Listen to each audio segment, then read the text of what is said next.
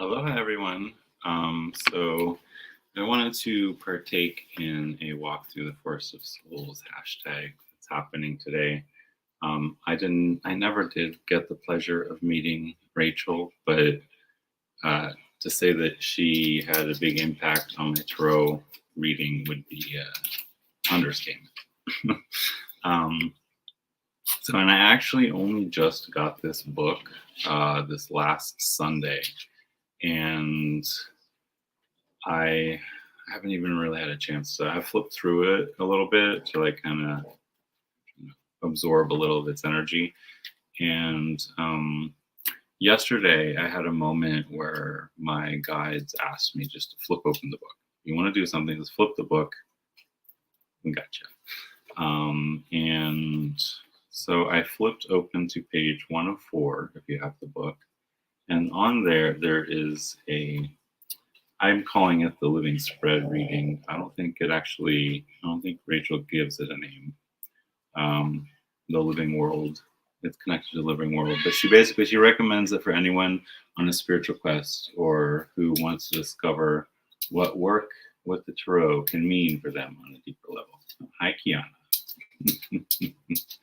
I have a big menagerie here. Aloha, Plucky Heroine. Aloha, Gingerpay. Welcome. Oh my God, Buddha, stop scratching up the door. So many animals. I took the spread out of the book here. So I have that. And it's a way just to really kind of, go deeper. Go deeper with your connection with tarot. Go deeper with your connection to the living world. What's around us is not a mechanical thing. It's a living thing, right? The whole planet is alive. And that's what the living world spread is about. I am so looking forward to reading this book. I'm so glad it joined my library. And I feel like it's going to be a book I return to time and time again. Aloha, Miss Tara D. Welcome. So I haven't even gotten a chance to type in the questions yet on the brand thing. So on the banners, let me create a banner real quick for us that has the 3 questions. Okay. So the 3 questions are: what connection can I make with the living world? Like, how can I connect with everything, right? The second question is, what will I learn or become if I make such a connection? And the third question is, what do I need to do to make the connection real? So if you are interested in having me just draw 3 cards, and I was going to do something I don't usually do, which is read from a deck's book. And that is because I'm pulling from the Brady Tarot, and Rachel wrote the book. So I feel like, I want to honor Rachel and her words, since this walk through the Forest of Souls I don't know. I'm at a loss for words. Sorry about that. So I want to use the Brady Tarot and read from the book for you for each position. Just so we get a little taste of Rachel's teachings, right? Just give me one moment.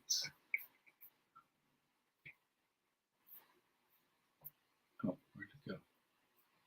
The banner just disappeared. Sorry about that. I created it.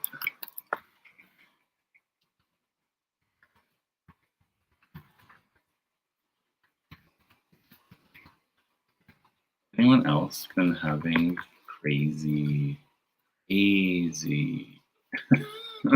Mercury in retrograde this time? I don't know. Usually I'm pretty okay with surfing the retrograde, but I don't know, this time around I feel completely slapped upside the head.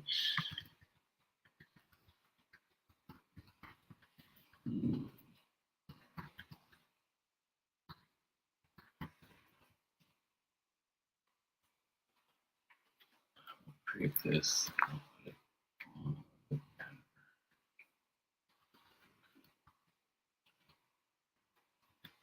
if you want me to pull the 3 cards, sorry, I never finished that sentence today. Please write in the chat living world, and I will pull these 3 cards and we will see what kind of readings we get.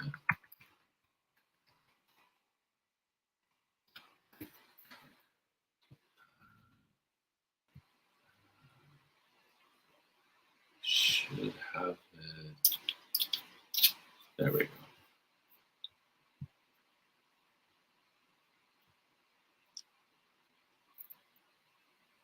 Let me try this instead. No, that's not.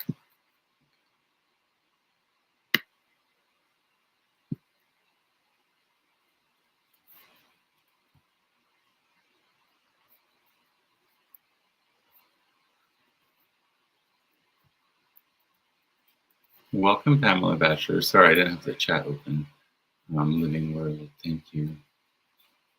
Thank you. Starring the living worlds. I will star them as they pop up. So our first reading is for Miss Tarodini. And that's a little too bright. Let me see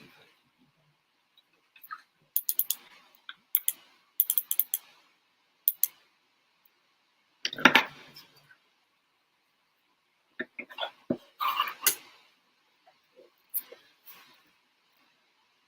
So if you're interested, the spread is 1, 2, and then 3 in the middle. So this is the culmination of Rachel Pollack's tarot wisdom, the deepest stuff. If you look at the description box, I actually have a link to Wiser, where publisher, Redreal Wiser. And then I also have the Brady Tour. This is the 2nd edition. And the reason why I wanted this is because Rachel wrote the book. I just wanted to share her words today.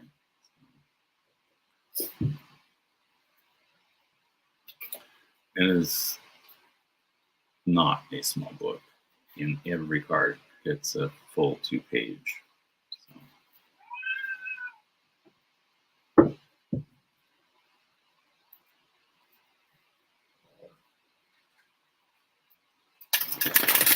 So again, this is the living world spread that I was guided to in A Walk Through the Forest of Souls. A tarot journey to spiritual awakening. This, yeah, I feel like I'm going to be going back to that book over and over and over and over and over. Oh, do you want to be part of this, Kiana? Okay, well, we're getting blessed here. Buddha, please stop. Come here. Just settle.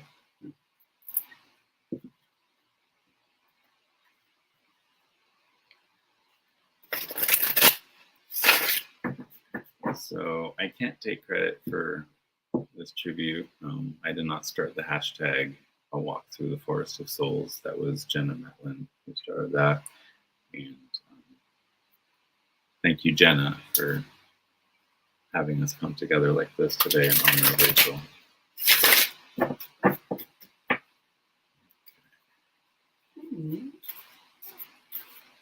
I guess Kiana wants to be a part of the reading for you, Miss Tara Dean.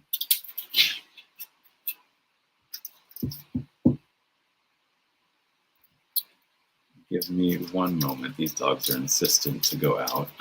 The animal energy is crazy right now. I'm surrounded by cats, and the 2 dogs want to go out. 2 dogs, 2 cats, 2 chickens, tank full of fish. The joys of being married to a veterinarian.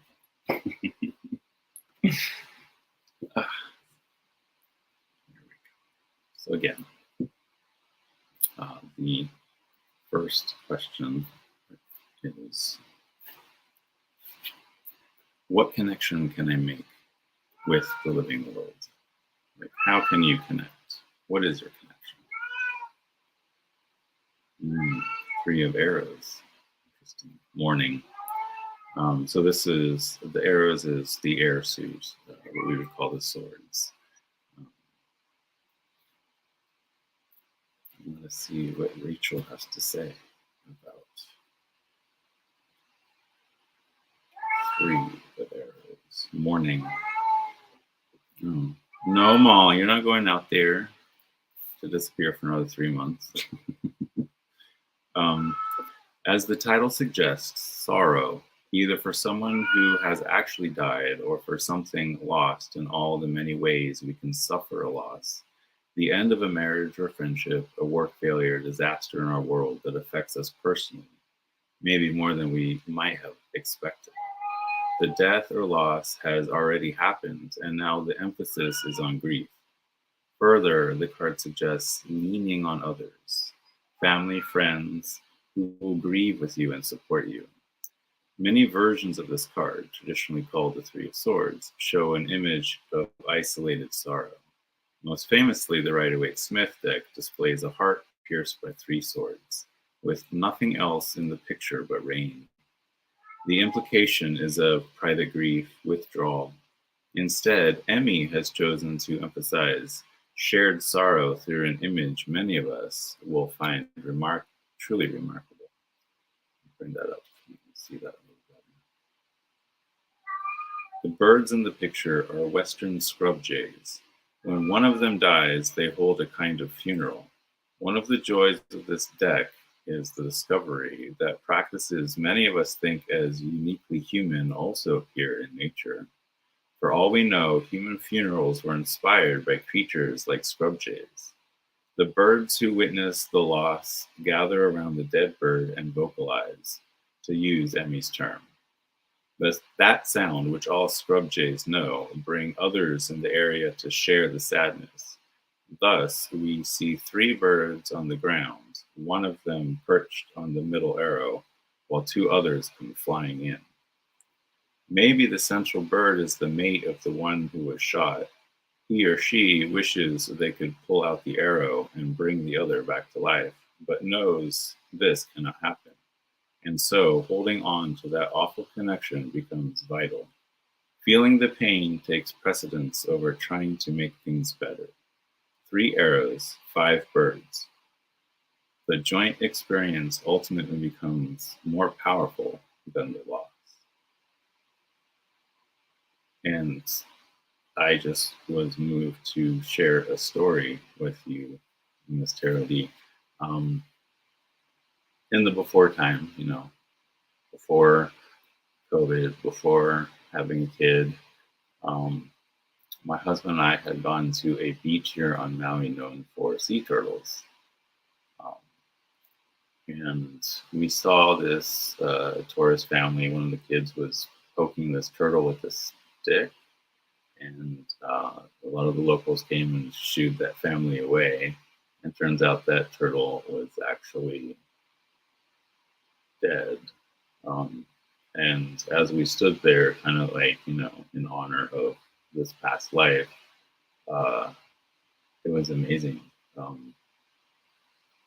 A bunch of sea turtles came out of the ocean, formed a half circle around the dead one, and sat and communed for probably like 5 minutes, and we were sitting there witnessing and being a part of it. And then, as one, they returned to the ocean. So yeah, I felt the need to share that story with you this morning. Funerals happen not just in the human world; it happens in the animal world as well. Our second question: what will I learn or become if I make such a connection? Kiana, you're kind of taking up my reading space here, little girl. I'm gonna have to put the card on you.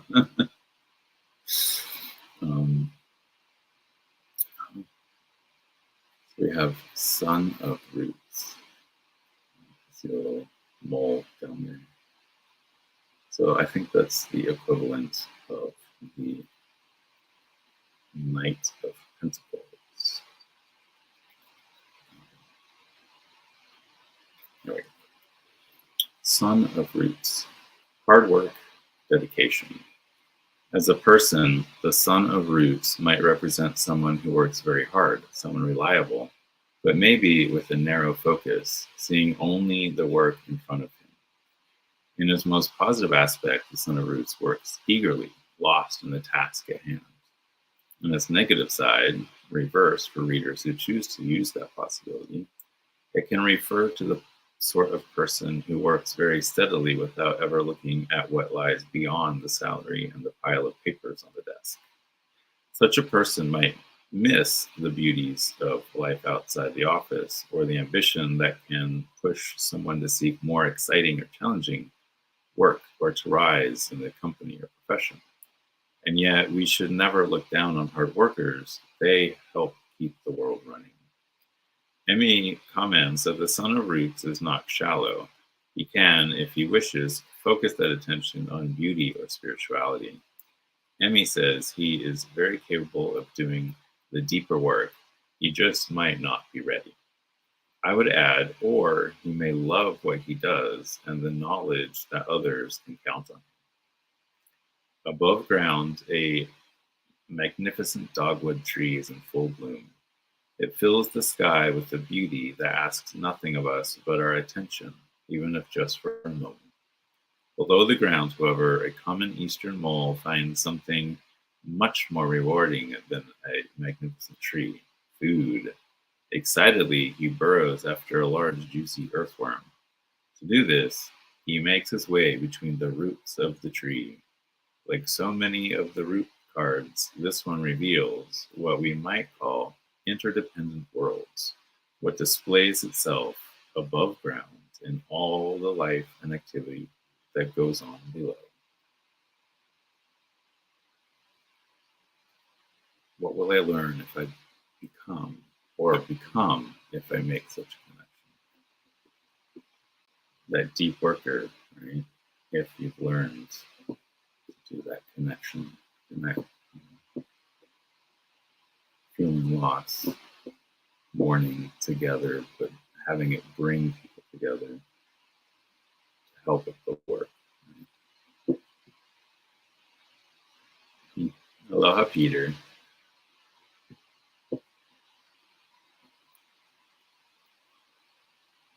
And our third card, what do I need to do to make the connection real?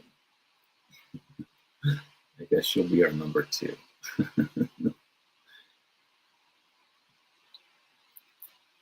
Trigger warning, some of these images are kind of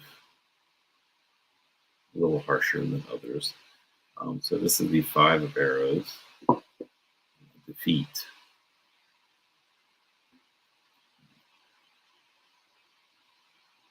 I'm not going to hold that up too high because the image is a little harsh. So.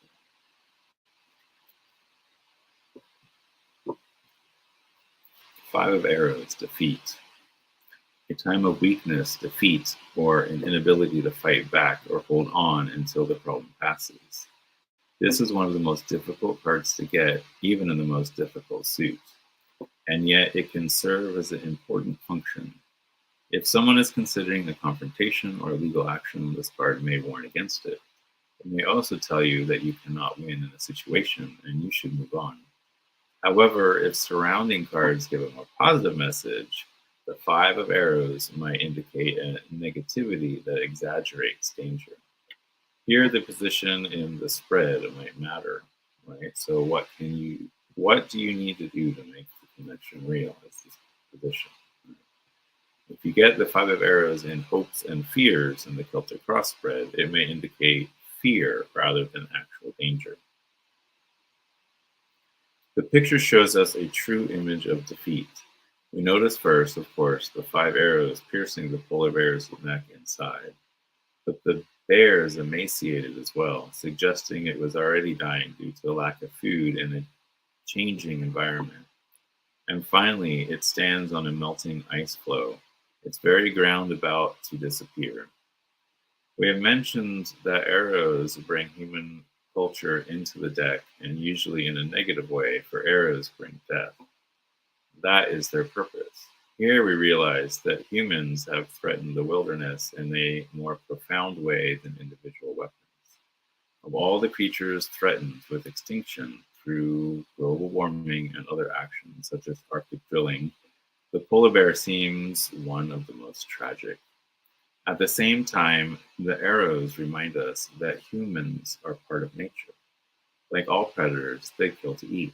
The arrows come from the Inuit people who make them half of walrus tusk and half of reed with snow goose feathers.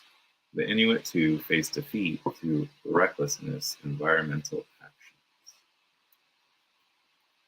Interesting. This deck is definitely kind of a darker deck. I will admit that.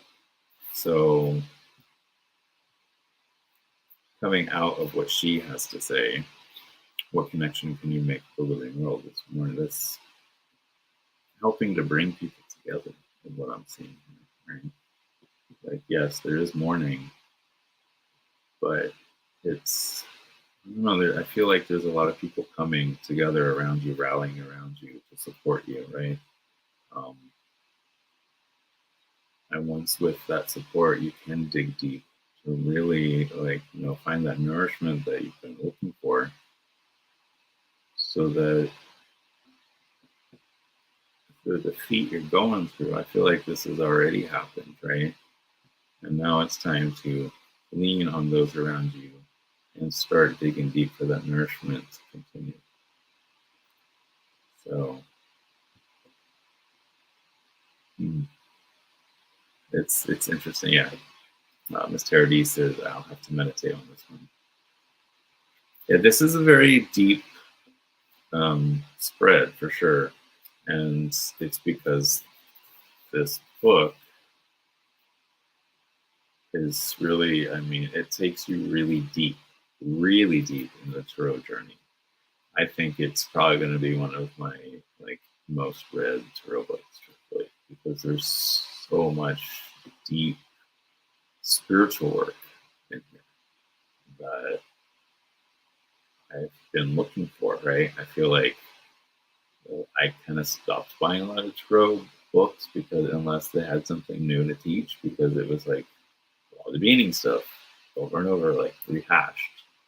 And this is written in a way that not only the people who have been doing tarot for a long time can glean a lot of wisdom out of this, but I think it's written in a way where even beginners can start out their tarot journey really strong.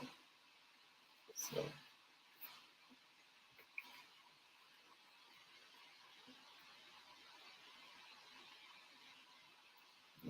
let's see.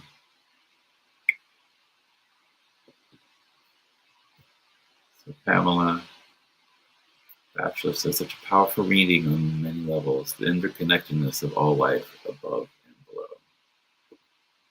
And Ms. Tarady says, wow, such a sad negative cards. As you were reading these, my spirit guides just kept me saying surrender. I guess that's what these cards are pointing to. To surrender, stop fighting, stop struggling and trying to control. If I continue as I am, then the 3 cards will manifest. So surrender.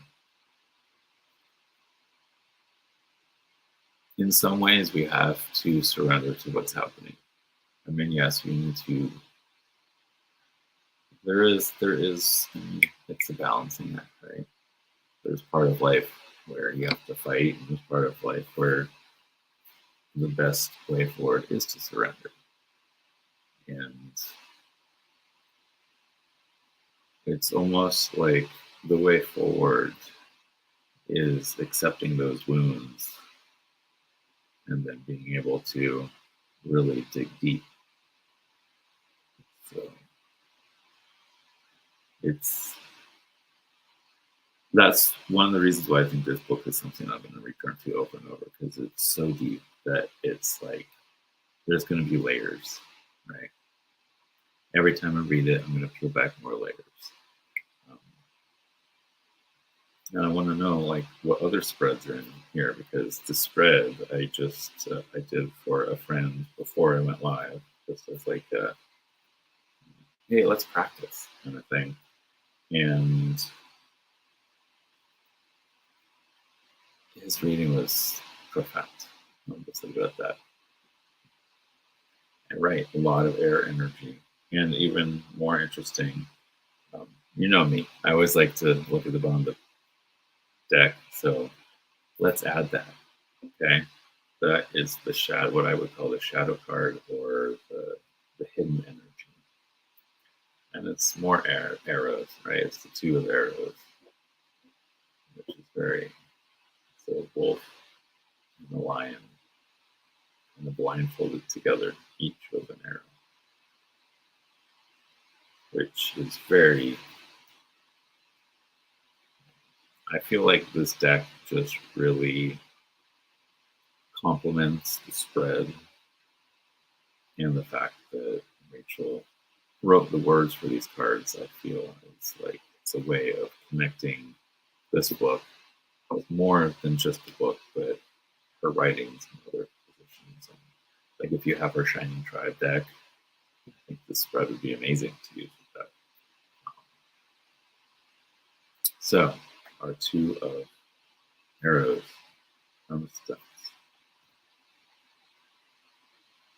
armistice.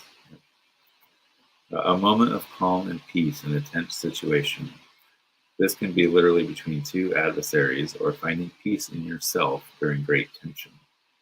How the people or person use this moment is up to them. Will they go back to fighting or will they build upon the armistice? For an individual, will she or he go back to struggling with life or find a way to tackle problems in a less stressful way? Two animals, carnivores of different species, a cougar and a gray wolf, each wounded by an arrow and tethered to a blindfold, nevertheless walk together in tandem. Normally, these two compete for territory and prey, as Emmy puts it. Yet here, their ancient rivalry is set aside by common circumstance. In the whole suit of arrows, we cannot escape the fact that it is humans who are the common enemy. If we think of this card in terms of a relationship, not just romantic, but family, work, etc., as we can with all twos, we might say that people who have been enemies find themselves bound together by a common danger or a joint challenge. What will they do if they overcome their problem? And how will they manage in the moment? They can stumble along together with the situation making it hard for them to move, but also hard to separate. Or they can help each other work the blindfold off and see things clearly. If so, what next? Do they separate still wounded or realize that each one can pull the arrow from the other one?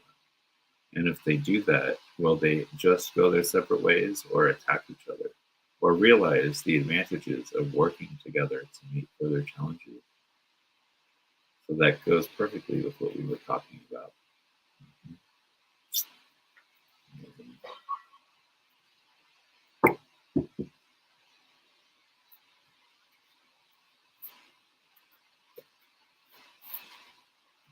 Okay.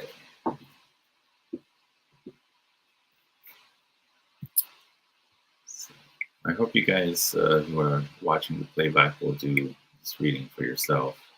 And please get the book, it's amazing. Yeah. And so the next one, um, Pamela Batchelor. Okay.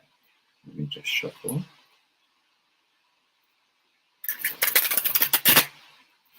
Thank you for letting me read for you, Ms. Taralee. Thank you for letting such a deep reading be public.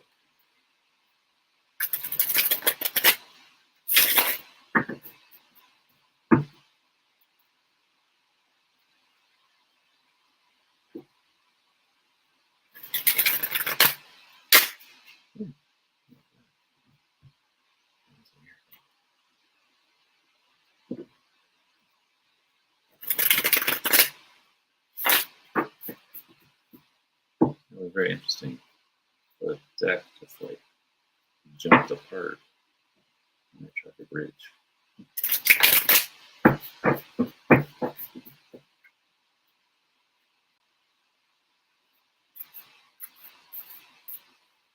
Enjoy your dinner, Miss Terry.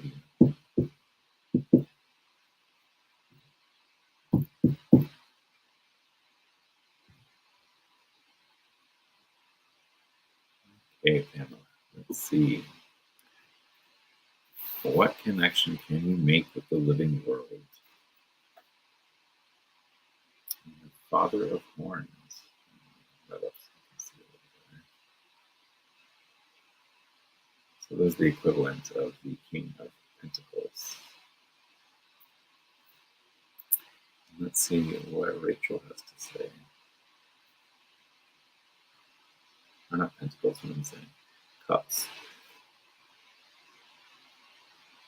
That should have been obvious with the water.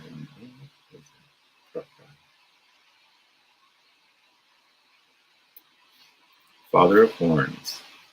Strength, calm, an actual person of authority or someone who takes such a strong position and believes in himself or herself so deeply that no one would even think of challenging him or her. A patriarchal figure in a family or the head of an organization. There are hints in the card that emotions might burst forth and threaten the sense of calm control. A challenge from a person or a situation might threaten that calm confidence and authority. The Father of Horns resembles the Emperor, another antlered creature who stands alone on a narrow hilltop. But where the Emperor elk seems to have fought his way to the top of his icy mountain, leaving behind skulls, this white-tailed deer stands calmly and confidently on his green hilltop. The horn, symbol of nourishment, abundance, or joy in so many cards, here hangs from a tree branch, almost like a trophy of his success. The top of his branch resembles the deer's antlers, another symbol of his power. But there are no leaves on the branches, suggesting that his concern for control and authority can lead to a sterile life. And yet, he stands on thick grass compared to the Emperor's icy summit. If the Emperor should appear in the same reading as the Father of Horns, the person might consider the path he's on and where he's heading. The card contains hints of the limits of emotional control.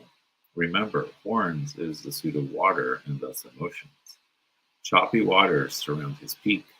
They may symbolize either his own repressed feelings or the powerful emotions of others. The people in his family or environment he seeks to control.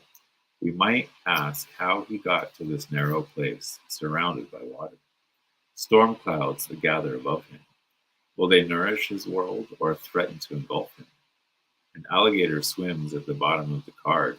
It symbolizes challengers or situations that can bite through his isolation and power. Ooh, interesting. Second card, what will I learn or become if I make such a connection?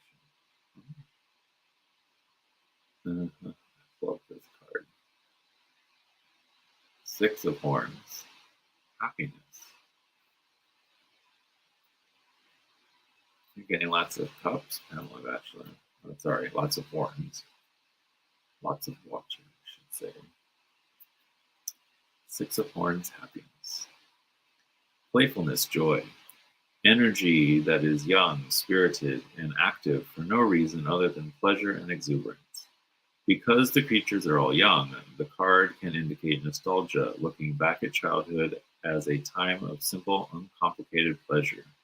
Such nostalgia can distort our actual experiences, for it leaves out childhood's insecurities and fears. But the emphasis here is on happiness in the moment. It may not last, or we may think we have no time for such simple play. But the card reminds us how valuable joy and friendship can be. Remember, this is what will I learn or become if River otters, one of the most playful species in North America, romp among submerged horns in a forest of lake plants. When I first looked at this picture, I thought there were 5 or 6 otters, and I was startled to discover there were only 3. Their joyous energy and the way they turn their long, sinuous bodies as they move through the horns make them seem more than they are.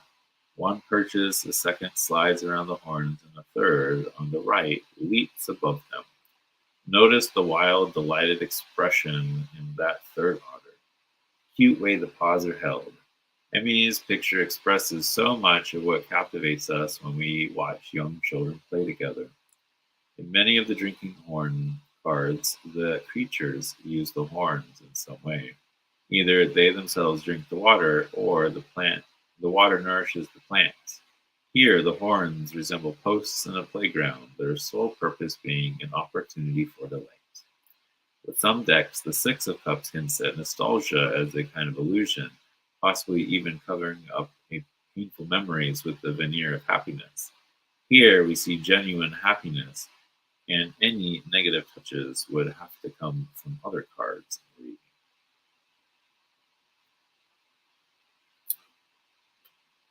And in the center, we have the Empress for what do I need to do to make the connection? Beautiful.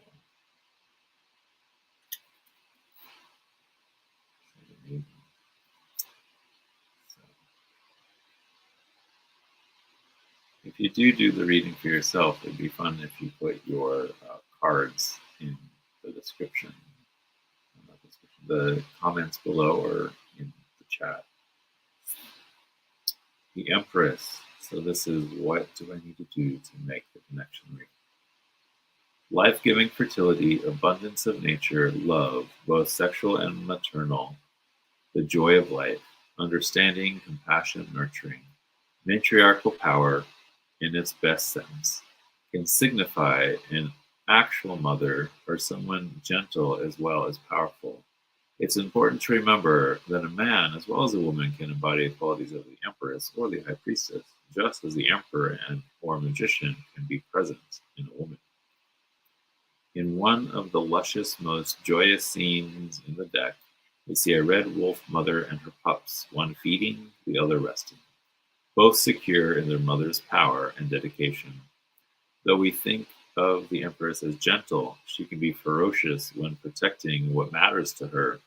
A bed of ferns grows wildly around the family, while on the Empress's wolf's very back, 2 black-tailed rabbits, symbols of fertility, enjoy a lush meal of delicious dewberries growing from between the pack paws of the wolf. Compare this card with the 6 of Roots, where a rabbit offers himself to the starving Quetzalcoatl. At the back, a doe peers cautiously out from between the trees.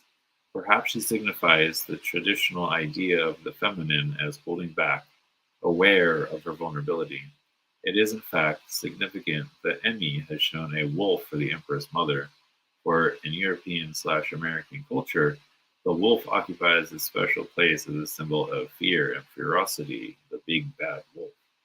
There are stories of European peasants not only taking all the animals inside, but actually locking the doors and windows when they hear the howl of a wolf pack, as if wolves could turn door handles or lift windows. Here she is strong, but gentle and loving. She allows the rabbits and doe to enjoy the lush nature, nor do we see her in a pack, for her pups matter above all. That's a very loving reading for you. As if you didn't have enough cups. Wow. Miss Tardy had all air, you're having all water. Bottom of the deck, we have Ace of Horns, joy.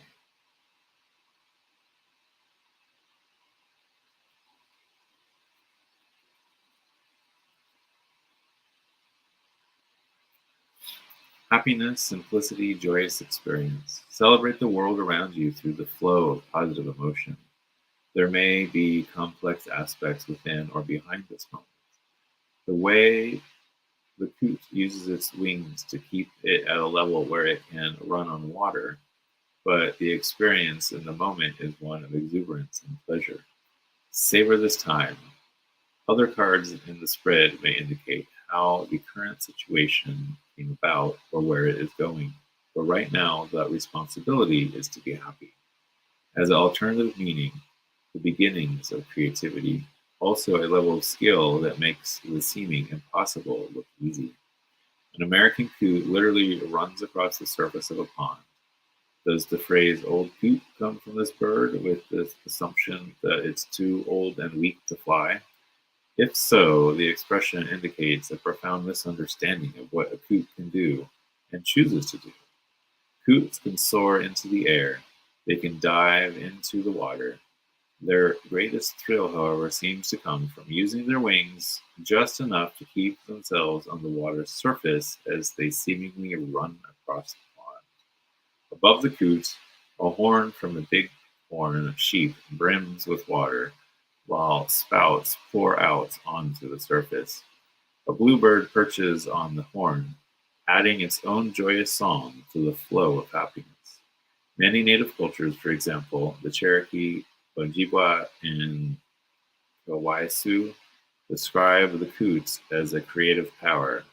After the great flood covered the surface of the earth, the coot was the only creature who could dive down deep enough to reach the submerged world. She brought back a simple speck of mud, enough to remake the world.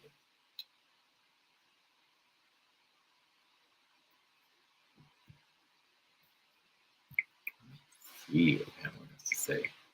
What I always need, it's all around me, it's all so beautiful. Get out there and connect with it and have fun, play. Yes. Scorpio Sun, Cancer Moon. Oh, well, lots of water, right? Doctor, my altar stuff. I love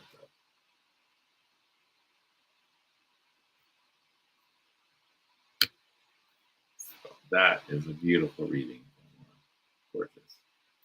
So that is the Living World spread. It's a really a way of really like diving deep into your own connection with everything around you and what you're going through. Right? Um, I always do the bottom of the deck as kind of like the shadow card or hidden energy that kind of underlies everything else here, right? So I hope you guys enjoyed. Thank you, Ms. Tara D and Pamela Batchelor, for letting me give you a reading. Yes, and Pamela says, thank you, Jonathan and Rachel. Thank you, Rachel, for not only creating an amazing deep diving deck that's just magical. Well, Emmy Brady too, but Rachel, I mean, the words that she wrote for the deck it makes the deck even deeper. Right?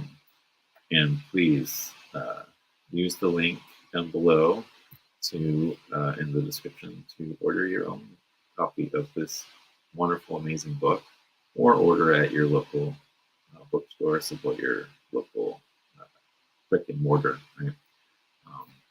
But yes, this book is very special. I look forward to finally getting to sit down and reading it from cover to cover because I feel like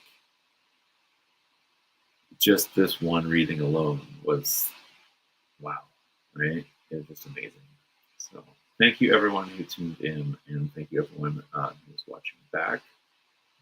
Please like, subscribe, hit that notification bell so that you know when I go live next. And yeah, aloha and a hui ho. Thank you, everyone.